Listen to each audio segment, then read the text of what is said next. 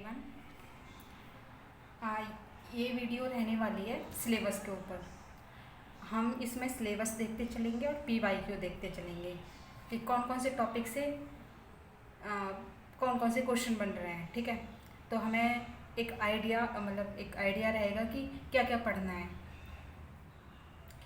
तो ये GS3 से स्टार्ट कर रहे हैं। तो GS3 का ये आज लेंगे। इस वीडियो में हम तीन टॉपिक लेने वाले हैं। तो पहला टॉपिक है भारतीय अर्थव्यवस्था तथा योजना, संसाधन जुटाने, प्रगति, विकास, रोजगार से संबंधित विषय।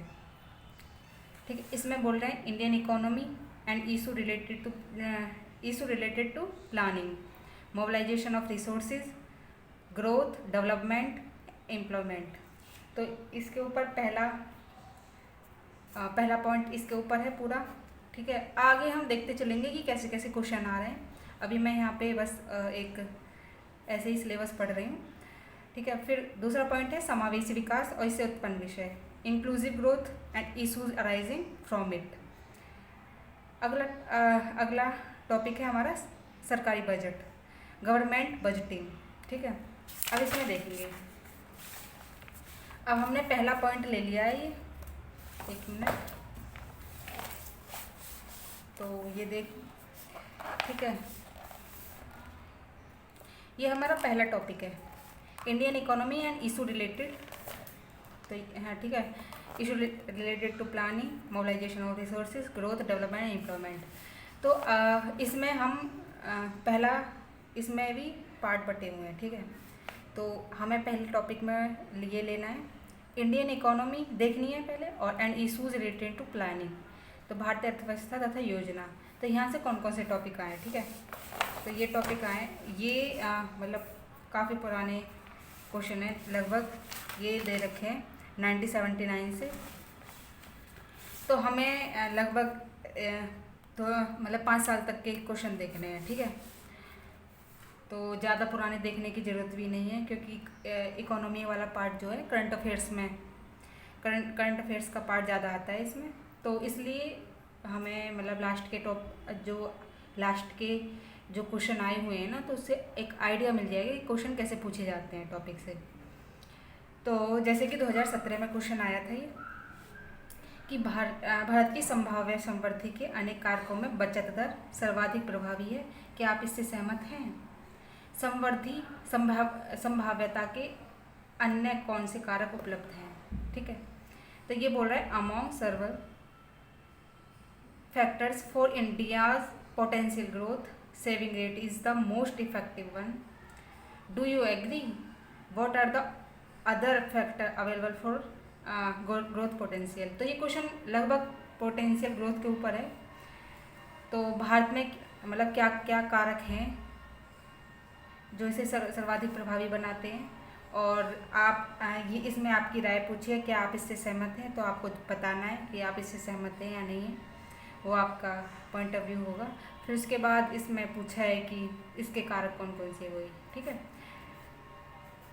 तो ये वैसे पोटेंशियल ग्रोथ के ऊपर था। तो ये 2017 में तब पोटेंशियल ग्रोथ मतलब ग्रोथ उस टाइम थी, काफ़ी अच्छे से हो रही थी, तो ये क्वेश्चन पूछ लिया था। उसके बाद भारत में नीति आयोग द्वारा अनुसरण किए जा रहे सिद्धांत इससे पूर्व के योजना आयोग द्वारा अनुसरित सिद्धांतों से किस प्रकार भिन्न है? तो ये question how are the principle followed by Niti Aayog different from those followed by the rest while planning commission in India. तो ये क्वेश्चन जो है ये नीति आयोग प्लानिंग कमीशन, ये टॉपिक काफ़ी मतलब एक इकोनॉमी में काफ़ी योगदान देता है। नीति आयोग भी काफ़ी योगदान दे रहा है। ठीक है, तो उसके लिए वो केंद्र और राज्य दोनों को एक प्लेटफॉर्म मतलब एक प्लेटफॉर्म प्रोवाइड कराता है नीति आयोग।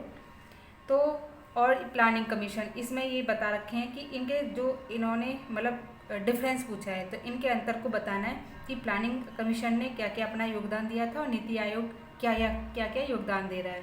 अब हम देख रहे हैं कि नीति आयोग काफ़ी काफ़ी सेक्टर में, लगभग ज़्यादातर सेक्टर इसने ले लिए हैं, तो उस पर इनकी बातचीत वगैरह होती है।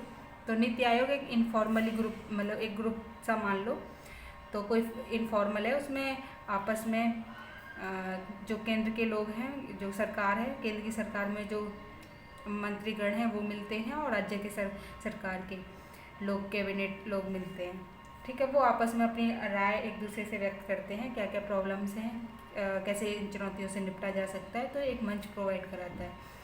तो एक थिंक टैंक की तरह काम करता है, ठीक है। तो इसमें अंतर बता देना है कि क्या क्या अंतर है। तो ये टॉपिक मतलब कवर होना चाहिए। नीति आयोग से क्वेश्चन बन भी चुके हैं, जैसे देखो लास्ट ईयर प्लानिंग कमीशन के ऊपर 2012 में आया था, प्लानिंग कमीशन के ऊपर। तो और भी है जो मतलब इसके ऊपर क्वेश्चन बन चुके हैं, आगे देखते हैं, ठीक है। ये टॉपिक है 5 ईयर प्लान्स, पंचवर्षीय योजनाएं। तो ये भी पंचवर्षीय योजनाएं वो प्लानिंग कमीशन का ही है। देखो 7वीं पंचवर्षीय योजना, 7वीं में क्या हुआ था, 6ठी योजना में क्या हुआ था, 5वीं में क्या हुआ था, तो ये पुराना टॉपिक हो गया। अब उसी के मतलब उसको रिप्लेस करके नीति आयोग आ गया है, तो वो पता होना चाहिए कि नीति आयोग की भूमिका क्या है और प्लानिंग कमीशन से कैसे वो और अच्छा ज़्यादा परफॉर्मेंस कर रहा है अपना, तो वो चीज़ देख सकते हैं। फिर उसके बाद अगला टॉपिक आता है भारत की प्रमुख योजनाएं, ठीक है। यहाँ से 2011 तक क्वेश्चन पूछे गए हैं, तो ज़्यादा इम्पोर्टेंट है नहीं, मतलब एक ओवरऑल आइडिया होना चाहिए, ठीक है। उसके बाद ये भारत की प्रमुख योजनाएं हैं, इसमें इंडियन गवर्नमेंट्स मेजर प्लान्स, ठीक है। तो इसमें क्वेश्चन 2011 तक, इसमें भी 2011 तक पूछे गए थे। तो एक इसमें पता होना चाहिए कि सरकार क्या क्या योजनाएं चला रही हैं, ठीक है। तो उस पर क्वेश्चन पूछ लिया जाता है। तो प्रधानमंत्री जन धन योजना है, जो बड़ी बड़ी स्कीम है ना, वो पता होनी चाहिए अच्छे से। फिर उसके बाद फाइनेंस कमीशन, वैसे तो ये पॉलिटी का भी टॉपिक है, ठीक है। तो इसमें ये यहाँ पे दे दिया है इन्होंने, तो इसका कोई रोल नहीं है इधर। फिर इसमें संसाधन जुटाने से संबंधित विषय, अब issues related to mobilisation of resources, इसके ऊपर 2020 में क्वेश्चन आया था, फिर 2016 में क्वेश्चन आया है और 2012 में। तो हम 2016 और 2020 वाला क्वेश्चन देखेंगे। तो 2016 में पूछा गया था, भारतीय अर्थव्यवस्था के विकास में एफडीआई की आवश्यकता की पुष्टि कीजिए। हस्ताक्षरित समझौता ज्ञापनों तथा वास्तविक एफडीआई के बीच अंतर क्या है, अंतर क्यों है। भारत में वास्तविक एफडीआई को बढ़ाने के लिए सुधारात्मक कदम सुझाइए, ठीक है। पहले तो देखो कीवर्ड पकड़ो, क्या क्या पूछा है इसमें। तो इसमें 3 क्वेश्चन पूछे हैं। एक तो आवश्यकता की पुष्टि कीजिए, ठीक है। दूसरा पूछा है कि एफडीआई के बीच और इसके हस्ताक्षरित समझौता ज्ञापनों के बीच क्या अंतर है। फिर वास्तविक एफडीआई को बढ़ाने के लिए सुधारात्मक कदम क्या क्या हो सकते हैं। तो 3 क्वेश्चन पूछे हैं। Justify the need for FDI for the development of the Indian economy, why there is gap between MOU sign and actual FDI, suggestion मांगा है, remedial step to taken for increasing actual FDI in India. फिर इसके बाद 2020 में question पूछा गया था, वस्तु एवं सेवा कर जीएसटी है, राज्यों को क्षतिपूर्ति जो कंपनसेशन है उसी के ऊपर, ये न्यूज़ में काफ़ी रहा था, तो ये न्यूज़ का टॉपिक है, ठीक है। तो इकोनॉमी में ज़्यादातर न्यूज़ जो करंट से रिलेटेड ही क्वेश्चन आते हैं, तो इसमें बेसिक से कुछ नहीं पूछा जाता है। तो हमारी जैसे इकोनॉमी कैसे ग्रो कर रही है भारत की, तो उस हिसाब से क्वेश्चन आते हैं, ठीक है। तो जीएसटी का क्वेश्चन आया था कंपनसेशन का, कि ये एक्ट 2017 का आया था कि तर्काधार की व्याख्या कीजिए।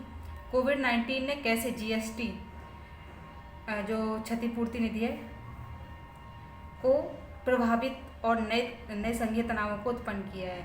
तो इसमें स्टेट और केंद्र जो सेंटर था उसमें काफ़ी नोकझोंक भी हुई थी, कि मतलब उन्होंने बोला था कि आपने कंपनसेशन बोला था कि आप दोगे 5 साल में प्रोवाइड कराओगे, और अभी तक हमारे पास कंपनसेशन आया नहीं है। और बीच में कोविड आ गया था, तो उसमें सरकार के पास पैसे की कमी हो गई थी, फंड वगैरह, ठीक है। तो इसलिए सरकार कंपनसेशन फंड उन्हें मतलब जुटा नहीं पाई थी और उन्हें दे नहीं पाई थी स्टेट को, तो इसके ऊपर ही मुद्दा उठा था। तो explain the rational behind the GST compensation to state act जो 2017 है, वो हाउ हैज़ कोविड-19 impact the GST compensation fund and created new federal tension. तो ये बताना है, ठीक है। तो इसमें ये देखना चाहिए कि कितने क्वेश्चन पूछे। एक तो तर्काधार की व्याख्या कीजिए। जीएसटी अगर आपको एक्ट पता है तो उसके बारे में लिखो, ठीक है, व्याख्या करनी है उसकी। फिर दूसरा पूछा है कि ये प्रभावित और एक तो इसको प्रभावित कर रहे हैं और एक नई संघीय तनाव को उत्पन्न कर रहे हैं, तो वो कौन कौन से कारण हैं तो वो बताने हैं, ठीक है। फिर उसके बाद अगला टॉपिक आ जाता है इशू रिलेटिंग टू ग्रोथ, प्रगति से संबंधित विषय। अब जो भारत है वो क्या प्रगति कर रहा है, तो उसके ऊपर क्वेश्चन है, ठीक है। तो ये 2014 में लास्ट 2014 में पूछा गया था। ये था सामान्यतः देश कृषि से उद्योग और बाद में सेवाओं को अंतरित होते हैं, पर भारत सीधे ही कृषि से सेवाओं को अंतरित हो गया। देश में उद्योग के मुकाबले सेवाओं की विशाल समृद्धि के क्या कारण है और क्या भारत सशक्त औद्योगिक आधार के बिना एक विकसित देश बन सकता है। इसमें क्या हुआ था कि जैसे 3 लाइन होती है, एग्रीकल्चर कृषि की लाइन, औद्योगिक सेक्टर और एक होता है सेवा सेक्टर, ठीक है। तो कृषि क्षेत्र और मतलब किसी भी कंट्री की डेवलपमेंट ऐसे होती है कि पहले कृषि क्षेत्र होता है उधर, फिर वो औद्योगिक क्षेत्र बनता है, फिर उसके बाद सेवा क्षेत्र में जाते हैं। पर भारत ने क्या किया है कि भारत कृषि क्षेत्र से डायरेक्ट सेवा क्षेत्र में आ गया है। औद्योगिक जो क्षेत्र है वो छूट गया था। तो उसी के ऊपर यूपीएससी ने क्वेश्चन पूछ लिया था कि, और ये काफ़ी न्यूज़ में भी रहा था कि कैसे हमने औद्योगिक क्षेत्र को छोड़ के मतलब सेवा क्षेत्र में पहुंच गए हैं। तो वो तब मतलब काफ़ी न्यूज़ में था। तो इसी के कारण पूछे हैं इन्होंने, और कैसे मतलब विकसित देश बन सकता है। तो ये चीज़ थी। फिर उसके बाद अगला टॉपिक है विकास से संबंधित विषय, ठीक है, इशू रिलेटिंग टू डेवलपमेंट। इसमें 2015 में क्वेश्चन आया था। इसमें पूछा गया था कि हाल के समय में भारत में आर्थिक समृद्धि की प्रकृति का वर्णन अक्सर नौकरीहीन समृद्धि के तौर पर किया जाता है। क्या आप इस विचार से सहमत हैं? अपने उत्तर में समर्थन में तर्क प्रस्तुत कीजिए। तो जैसे कि बेरोजगारी काफ़ी बढ़ रही है, हमारी आर्थिक मतलब समृद्धि तो बढ़ रही है, उसके साथ साथ बेरोजगारी भी तो बढ़ रही है। तो उसके ऊपर ये तो मतलब आज के लिए भी रिलेवेंट हो जाता है क्वेश्चन कि बेरोजगारी इतनी बढ़ रही है और मतलब ये भारत कैसे ग्रोथ कर सकता है, कैसे डेवलपमेंट कर सकता है बिना जॉब के। तो the nature of economic growth in India in recent time is often described as a jobless growth, ठीक है। Do you agree? वो आपसे क्वेश्चन पूछ रहे हैं कि आप इससे सहमत हैं। तो आपको विचार रखने कि ये पॉइंट हैं कि भारत ने इतनी तरक्की की है। पहले तो नकारात्मक नेगेटिव पॉइंट लिखने हैं, फिर सकारात्मक भी लिखने हैं कि हाँ भारत ने जॉब भी दी है। फिर उसके बाद अपना व्यू रख दे मतलब कंक्लूजन में दे देना कि आप किस फेवर में बात कर रहे हो, ठीक है। फिर उसके बाद अगला टॉपिक आ जाता है कि इशूज़ रिलेटिंग टू एम्प्लॉयमेंट, तो रोजगार से संबंधित विषय, ठीक है। तो इसमें क्वेश्चन आया था ये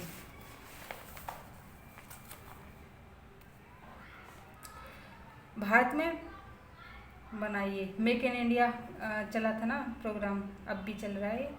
तो 2014 में आया था मेक इन इंडिया। तो इसके ऊपर देखो वही करंट का टॉपिक है। तो मेक इन इंडिया कार्यक्रम की सफलता कौशल भारत कार्यक्रम और आमूल श्रम सुधारों की सफलता पर निर्भर करती है। तर्कसम्मत दलीलों के साथ चर्चा कीजिए। Success of Make in India, तो थोड़ा तभी बोलते हैं कि इंग्लिश थोड़ी पढ़ लेनी चाहिए क्योंकि भारत में बनाई है, क्या बनाई है तो हिंदी मतलब इस तरह से आ जाती है। तो Make in India, success of Make in India programme depends on the success of Skill India programme and radical labour reform discuss with the logical argument. तो आप लॉजिकल आर्गूमेंट दो इसके ऊपर कि मेक इन इंडिया के ऊपर और कैसे स्किल इंडिया प्रोग्राम पे मतलब मेक इन इंडिया बना सकते हैं उस हिसाब से। फिर उसके बाद अगला क्वेश्चन है संप्रधान निर्यात के लक्ष्य को प्राप्त करने में विनिर्माण क्षेत्र की विफलता के कारण बताइए। पूंजी प्रधान निर्यातों की अपेक्षा अधिक श्रम प्रधान निर्यातों के लिए उपाय को सुझाइए। तो account of the failure of manufacturing sector in achieving the goal of labour incentive exports rather than capital intensive export. तो suggest measure for more labour intensive rather than capital intensive export. तो ये labour intensive और capital intensive के export के बारे में बात कर रहे हैं। ठीक है,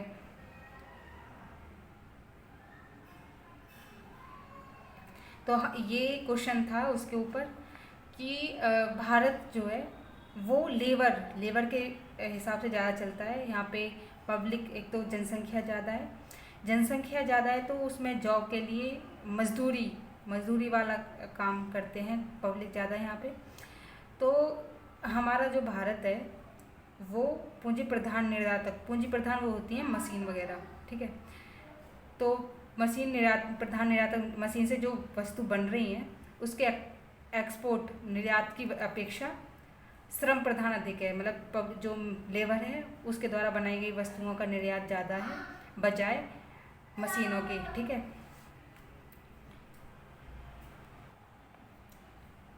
तो ये 2017 में क्वेश्चन आया था, ये 2015 का क्वेश्चन है। फिर अगला टॉपिक है विविध। तो विविध में इन्होंने जीडीपी ग्रोथ के बारे में पूछ लिया था। Do you agree with the view that steady GDP growth and low inflation have left the Indian economies in good shape, give reason in support for argument.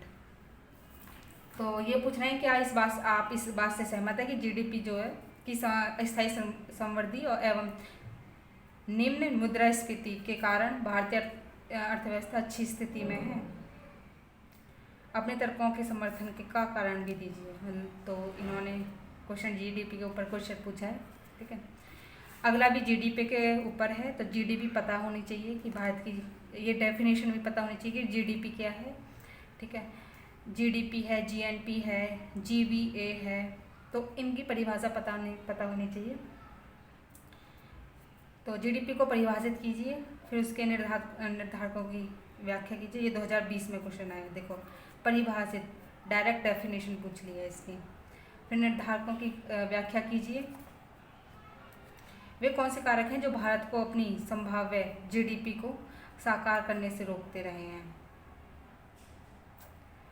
तो define potential GDP and explain it determinants what are the factor that have been inhibiting India from realising it potential GDP, ठीक है। तो ये 2020 में और 2019 में question GDP के ऊपर आया है। तो जीडीपी इम्पोर्टेंट है, ठीक है। और जो भी करंट में जो भी इश्यूज़ कोई टॉपिक चल रहा है, जैसे एम्प्लॉयमेंट है, बेरोजगारी काफ़ी अधिक है, तो उसके ऊपर क्वेश्चन बनी सकता है। तो एक तो वो पता होना चाहिए, स्किल एम्प्लॉयमेंट होना चाहिए, और एक गिग वर्कर्स का टॉपिक काफ़ी न्यूज़ में रहता है। तो ये सब टॉपिक इम्पोर्टेंट हो जाते हैं, ठीक है।